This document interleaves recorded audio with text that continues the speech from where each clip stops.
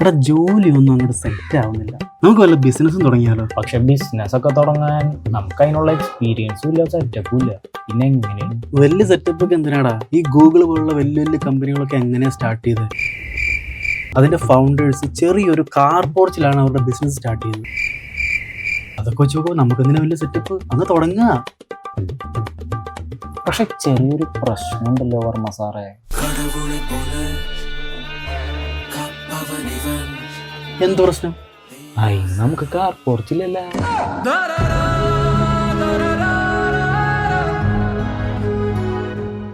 Okay അത് വിട്. നമുക്കേ സ്റ്റോക്ക് ഒന്ന് ട്രൈ ചെയ്യാം. എന്താ നിന്റെ അഭിപ്രായം?